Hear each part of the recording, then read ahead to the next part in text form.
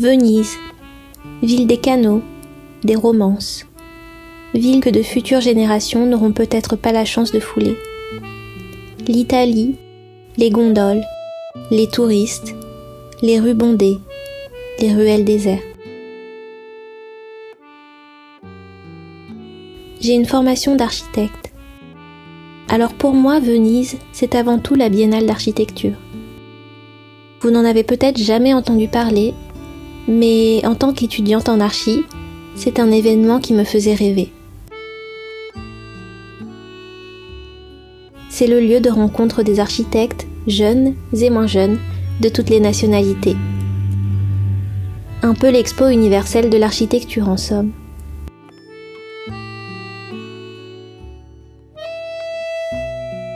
Mais cette biennale, c'est au mois de mai, et surtout c'est l'occasion rêvée pour que les prix soient au plus haut.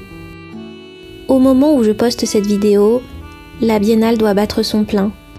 Alors j'étais à Venise, mais je n'y étais pas au bon moment.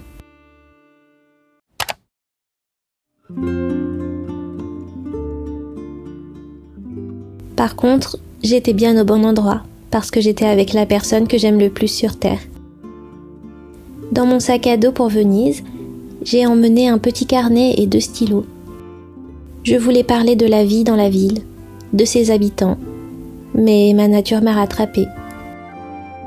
Moi qui dessinais sans gêne les passagers du métro il y a 10 ans, j'ai grandi, j'ai gagné en maturité et en contrepartie, j'ai perdu en assurance. J'ai pris peur de croiser des regards remplis de jugement. Des sourcils qui se lèvent sur les visages de potentiels modèles qui penseraient que je leur veux du mal. Comment en est-on arrivé là ? Alors mes vieilles habitudes sont revenues et j'ai commencé à dessiner les bâtiments.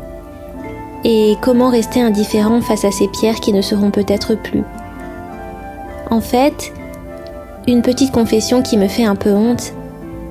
Si je dessine si peu de décors, c'est parce que depuis l'abandon de ma carrière, j'ai l'impression de ne plus être digne de représenter l'architecture. Je sais qu'on entre dans une ère où la ville est en permanence décriée, mais moi j'aime tellement l'architecture. Je trouve qu'on y perçoit les histoires, même si elles sont souvent dramatiques.